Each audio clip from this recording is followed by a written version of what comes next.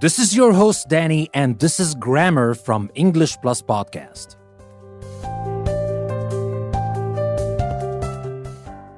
In this episode, we're going to continue talking about Learn the English Tenses series, and this is episode 9. So there are 8 episodes. If you're listening to this series for the first time, there are 8 episodes. We talked about the present simple, the present continuous, perfect, perfect continuous, past simple, continuous, perfect, and perfect continuous. And today, it is time to talk about the future. And when we talk about the future, I'm not going to talk about simple, continuous. Of course, I will mention them later. I will talk about the future continuous and the future perfect. But for now, we're going to talk about expressions. In this episode, we're going to talk about expressions, or actually other tenses that we can use to talk about the future. We're going to start with the present tenses. We're going to start with the present continuous and the present simple for the future. That's coming next. But before we start, let me remind you that you can find a lot more on my website, EnglishPlusPodcast.com. The link is in the description. Go to the website and find a lot of other materials you can use to make your English even better. And there's another link in the description that will take you to my Patreon page. If you would like to support me and become a patron on Patreon, that will just help me continue and create more of the content you love. And now, without further ado, let's start talking about the future tenses. This is the first episode of the future tenses. We will have 2 or 3 to talk about the future tenses to cover all the other tenses we can use to talk about the future. Let's get cracking.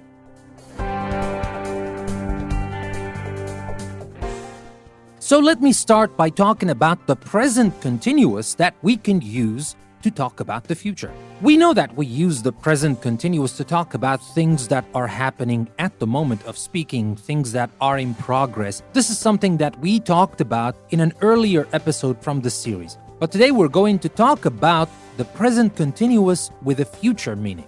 I'll give you an example. This is Ben's diary for next week. So it is the future.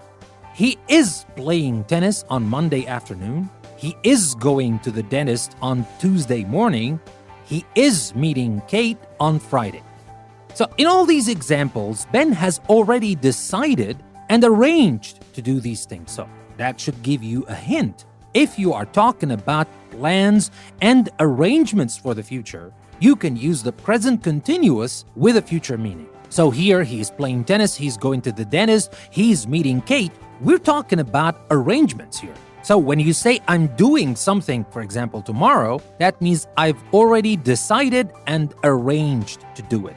Remember the word arrangement and put it in your mind, because later on when we will talk about I'm going to, we're talking about plans but not arrangements. Maybe it's not a big difference. But for now, let's just focus on arrangements. Things that are decided, planned, and arranged.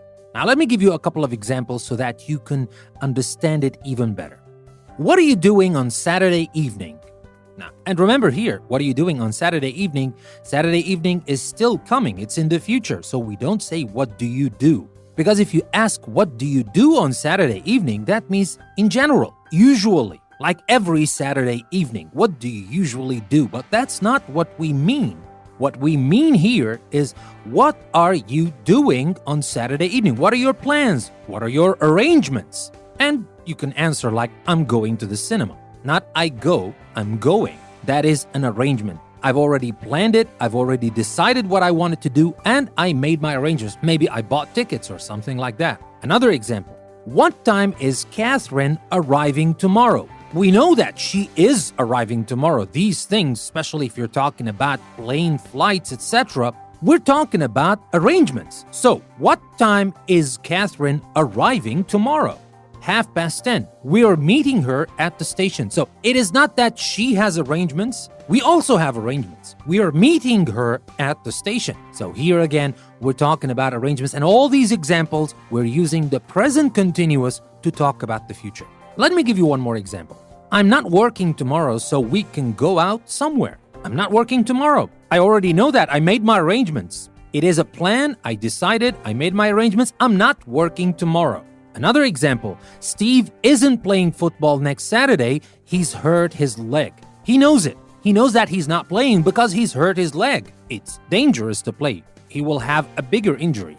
So you see, in all these examples, what we focused on is arrangements, making arrangements for the future. If we're talking about arrangements for the future, we use the present continuous. We can use the present continuous. I'm not saying this is the only way.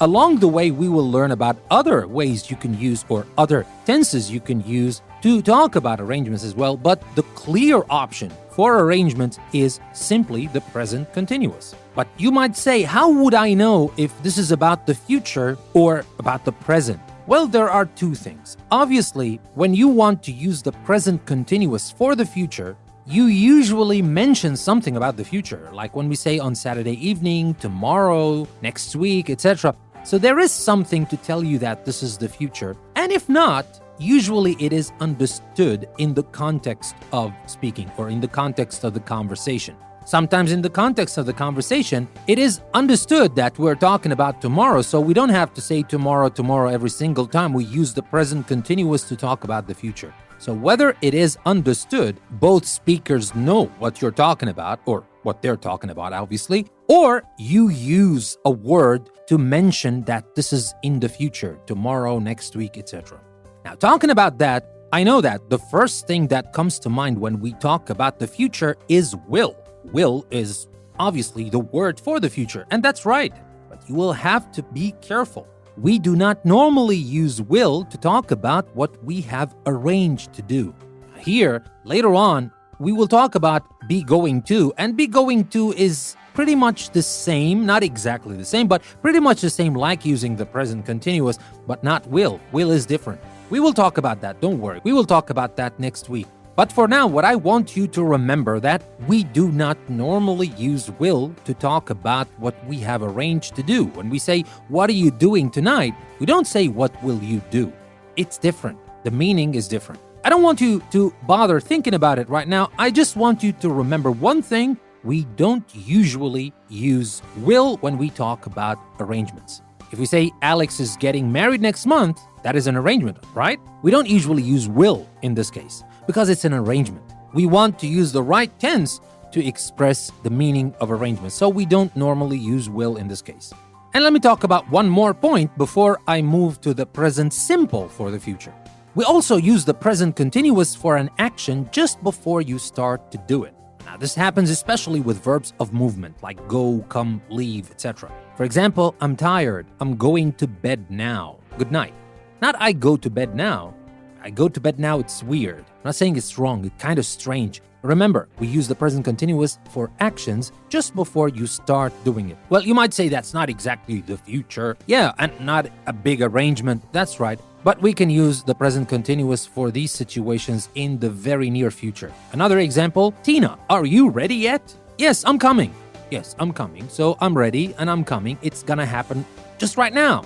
And here, the present continuous is the best tense to use in a situation like this. So, that being said, that is what I wanted to tell you about the present continuous for the future. Now, coming next is the present simple with a future me. Stay tuned.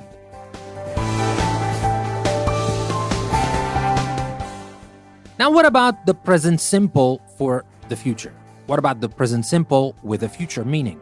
Now, of course, we usually use the present simple to talk about usual things, habitual actions, things that don't change. We know that. We talked about it earlier in the series, but today we're going to talk about using the present simple to talk about the future. Well, that is kind of strange, right? Yeah, it is, but it is used, actually, the present simple is used for very specific things in the future. We use the present simple when we talk about timetables and programs. For example, transport or cinema times. I'll give you a couple of examples so that you can understand exactly what I'm talking about.